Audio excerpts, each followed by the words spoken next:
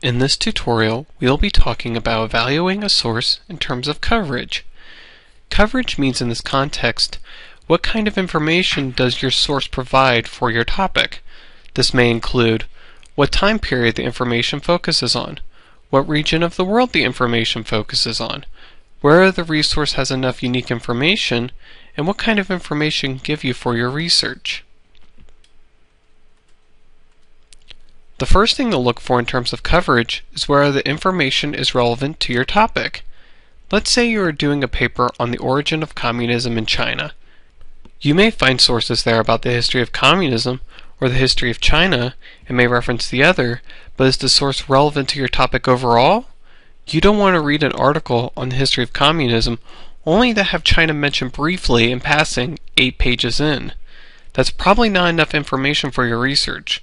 The more relevant the topic of a source is, the better. Also, does the resource answer your major questions related to your topic? Again, you may find a resource that sounds sort of related to your research, but may focus on an entirely different topic. For example, if you want to find the effect of air pollution on the health of infants, and you find a book on infant health, it probably won't answer your major questions. That is not to say that there might not be good information in this resource, but you probably will not want to rely on it for the majority of your research. Next, how unique is the source compared to your other sources? Does it give you any new information, or does it simply repeat what you already know? If you find a resource that looks promising, do a little digging to make sure it has new information for you.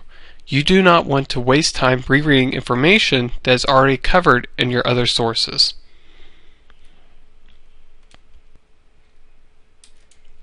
Next, what time period does the source cover?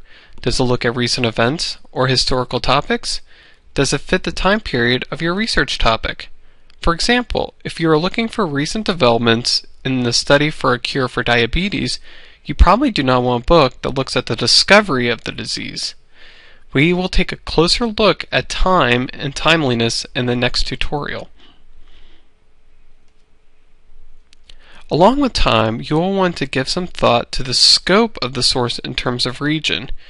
Is the source focused internationally, nationally, or just a single region? Regional focus could be on a specific state, city, or location, such as the state of Ohio or the city of Orville. National focus looks at specific countries, like the United States or Germany. International focus looks at broad locations that cover several countries, such as East Asia or South America. Look to your research question and your assignment to see what kind of focus you need in terms of place. Like with time, some professors will limit you as to what areas your sources can be from. So if your assignment is to find an article that focuses on American research, you do not want anything from Europe.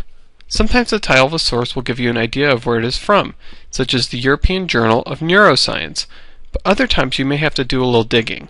Look at the research. If they talk about places you never heard of without mentioning the name of the country the places are located in, that might be a red flag. Also keep an eye out for British spelling and phrases, such as lift for elevator and spelling color C-O-L-O-U-R instead of C-O-L-O-R. These spelling and word choices should also be red flags. Now let's take a look at an example of coverage. Here we are in the University of Akron Library Catalog. Now let's say you're doing a research paper on the origins of communism in China and you need a book resource. You did a library catalog search using a keyword search, connecting the ideas communism and China using the Boolean operator and this book was in your results list. The book is The Rise and Fall of Communism. Now you think this book looks promising, but you're unsure of the degree of coverage it contains, especially in regards to the origins of communism in China, going back to your research topic.